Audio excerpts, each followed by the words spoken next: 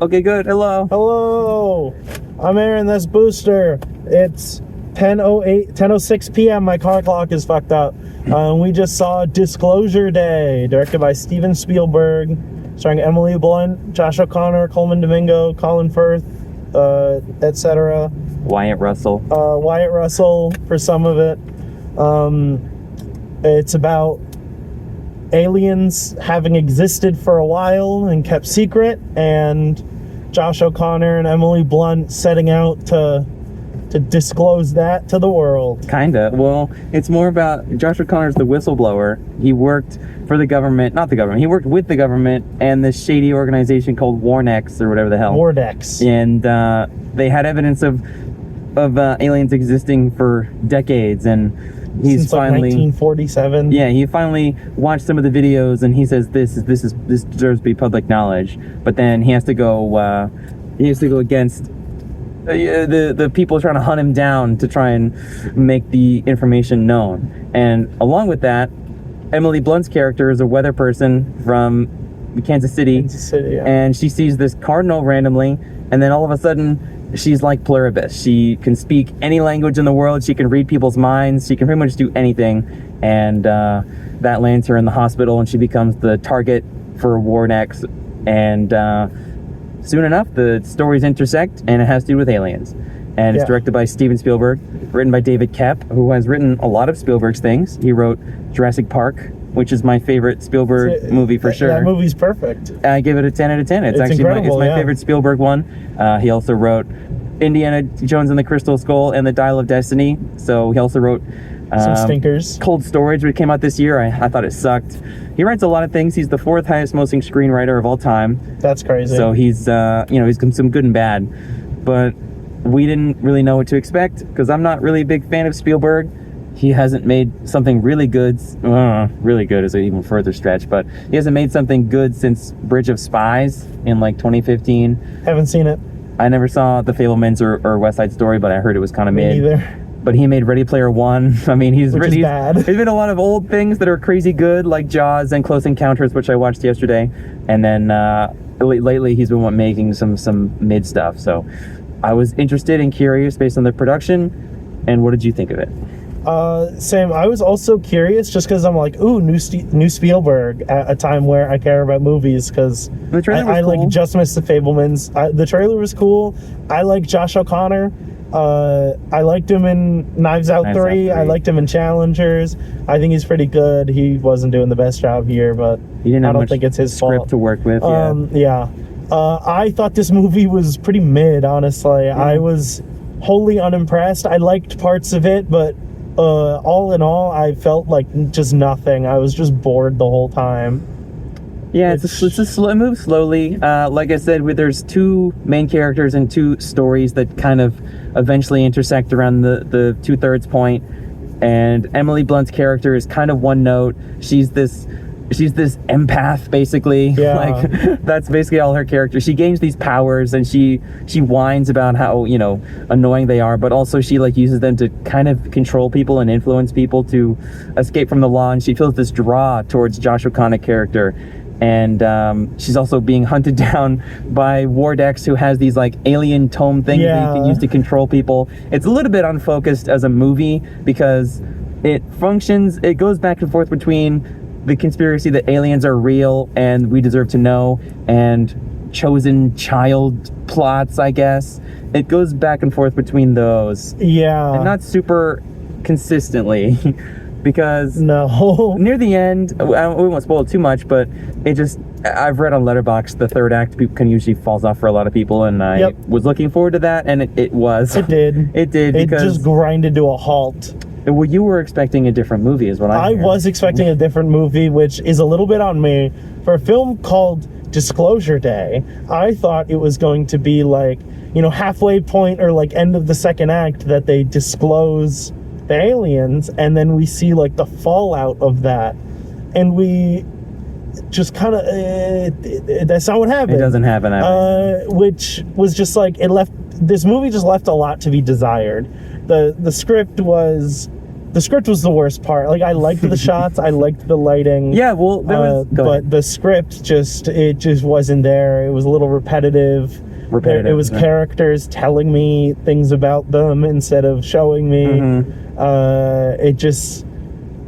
It was written almost out of order a little bit. Like, there's a thing in the first act that when I was like, oh, this movie's not going to be good. Let's hear it out. The Jane, Josh O'Connor's girlfriend, who's helping him run from the law. Yeah, she helped. I do like how they just dropped you into it. They didn't give you like any build up. It's just you're there, and I like that. But then she's like, Daniel, there's gonna come a time when you have to tell me everything. And I was like, okay, that'll be like, second act, maybe like early second act. Like and then that's when we learn stuff. Like, you leave us in the dark for the first act, and I kind of know it's about aliens because of the trailers, sure. And then like the next scene they have together, she's like, okay, it's time. Tell me everything. Exactly. And then it cuts to Emily Blunt in the hospital. Like, the Ward X is there. They're claiming to be FBI, and her boyfriend is like, what the fuck is happening? And then she's like, we have to go. And then they start leaving. She goes across, like, she goes through the bathroom, she goes in the other room, she changes, and then it cuts back to Josh O'Connor, and I was like, I swear to God. I mean, they're trying to rage bait you, not rage bait you, but bait you and be like, oh, what's going to happen next? It's Yes, but I was like, I swear to God, if the next time I see her is outside of the hospital, this movie has no tension. Oh, that's true. Yeah, they did just because do that. I was like, have her say, show me everything, and then show me everything. Like, and they're trying to keep you on the edge of your seat. Yeah, it's a normie. It's what normies do. And in attempting to do that, it cut all tension in the film, because then it cuts away from her in the hospital, back to Josh O'Connor. We see like 2 videos. Aliens. They explain things to us. They have a little spat. I kind of did like the religious commentary a little bit in this movie. We can get to that. And then it cuts to the villain. And then it cuts back to Emily Blunt, and guess what? She's outside the hospital, and I'm like, I'm glad that was fucking easy for you. They were just running away. It reminded me of that scene in One Battle After Another when she unlocks his handcuffs and says, you're gonna go out the fire escape right now. And then it plays the Jackson 5 song, Ready or Not, and I was so reminded of that, of how much that scene shows characters doing things. Yeah. It might have been easy for him, but at least it shows things, it paints a tone, and it's edited well. It's written strongly to show how characters get from one to the other. It did kind of feel like a book where it's like, oh, one chapter ends on a cliffhanger and then the next chapter starts, but it didn't work so much in a movie context. Because it's like, I want to see how this character escapes this situation. Versus just like, oh, because that's when you can give me information about who she is. And it's just, she's out now. Yeah. And then she calls Coleman Domingo, and he's like, destroy the phone. And it's like a 3-minute sequence of her attempting to try. He's trying to be funny. It wasn't funny. It made me chuckle, I think, once at the end when I was like, we're really still doing this. Like, I was laughing just at how long it was taking. Our theater didn't laugh. And and like no one in the theater laughed. It was just kind of like, just slam your phone on the ground and be done with it, girl. Well, that's nitpicking. Yeah. But it just paints a picture of the tone and the editing. I didn't really so mind the cut back and forth, but once they get together, he becomes way less important. Yeah, Josh O'Connor has like 5 lines for the rest of the movie. Yeah. Once it's just all about Emily Blunt, which is fine, but it was just also very well, I mean, they both have these like supernatural powers kind of things, and hers is much more of the focus of the movie, and it's all about trying to get to him, and then she gets to him, and then they just get captured, and then she uses her powers to escape, and then all of a sudden they're being chased again. It was just the third act really fell apart. And I see why people mention that, because you're watching it like, I thought this was about aliens, man. Like, what? Why are they like showing us these crazy flashbacks of chosen? Like, why are the aliens here? Why did they do this to these kids? I don't know. It doesn't answer it. Why does the villain care so much? Why does he care so much? You do not learn that. No, you don't get any information. And at the same time, the world in this movie is also like verging on World War III. Yeah, and you see these news reports of Russia and North Korea are like gonna bomb each other. So that's why they want to like pump the brakes on Disclosure Day. But then at the end, they just don't care. They're like, oh, it's fine. Probably fine. Yeah, literally. Can we spoilers? Yeah, we can spoil a little bit. Spoiler alert. Literally, in the third act, they get into the news station when she's about to give the thing, and then she's just like, and the villain's like, okay, and just sits down, and all of the Ward X people are just like, okay, bye. They walk out the door. It's like earlier, you were attempting to use lethal force, and then now you have a clear shot. She's standing in the open. They're just like, they just don't. Shucks. I just figured you won. I figured he was just too tired. Like, he literally sits down and just kind of sits. I'm like, is this supposed to be a character moment where he's realizing what he did was wrong? Or is this a character moment where she influenced him with her mind powers? Or is it a character moment where he just like sees that it is time after, like, they didn't say anything about it and the movie ends pretty abruptly, but it's slow, and it is, our friend Cypress liked it a lot as a popcorn movie, and there were neat moments where I was impressed at the direction. It felt, not to say masterful, but Spielberg's done it a long time, where there were scenes where the camera was just the camera work was moving in moments I couldn't even imagine where the camera was unless it was really tiny. Like, there were shots in the car where it moved in really cool ways, and there were shots where it kept weaving in and forth out of this fence, and I was like, well, that's interesting. I wonder how they shot that. Like, did we have a crane or something? So I was engaged visually, but there's a really cool shot where the camera guy gets in the passenger seat. I'm a sucker for that stuff. My favorite bit, there's a oneer early on. There was. When she gets to work for the first time. The news station. And it's really long, and then it cuts before the end of the scene, and I was like, no, you could have just moved back and forth. No, it would have been nice, but it's all right. I mean, it was Steven Spielberg's kind of a basic director these days. Like, he made Bridge of Spies is just a competent movie. It's nice. Yeah. It's just, I mean, he just makes competent movies that people like. This will probably, I wonder if it'll get Best Director. Probably not.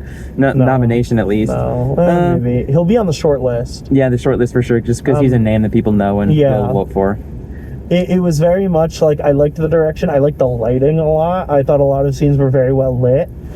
Just the script just didn't care about being interesting. Yeah, it was too long and slow.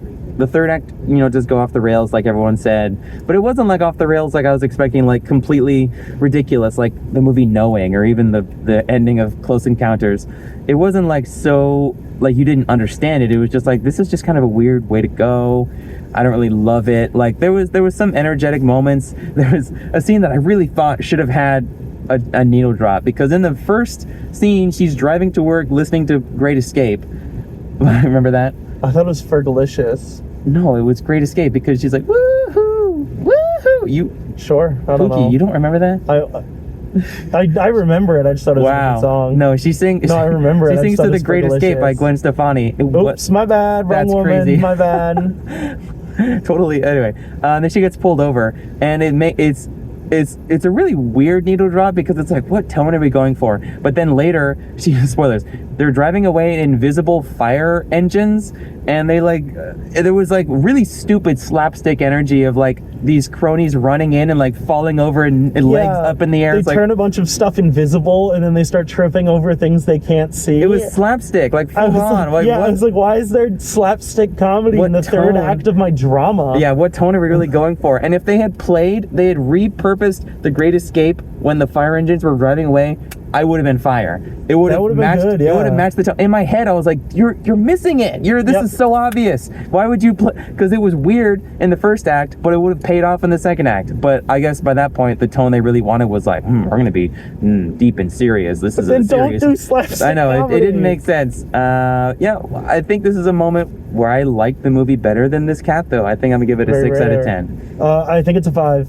That's all right. It was just, I felt nothing the whole time. It was just perfectly neutral. I like some things about it. I wouldn't watch it again very soon. No. I would tell my dad maybe to watch it on HBO. I was also thinking it's a dad movie. My parents would probably like this movie. My mom wouldn't get it, and my dad would be like, that was good. Yeah, watch it on HBO, honestly. We were talking about the religious elements. Yes, I was about to bring that back up. They kept being Jane she was a previous nun. Yeah. And they have to kind of wrestle with the implication that aliens are real, and also God is real to that, as soon as she learns about aliens, she's like, we can't let this out.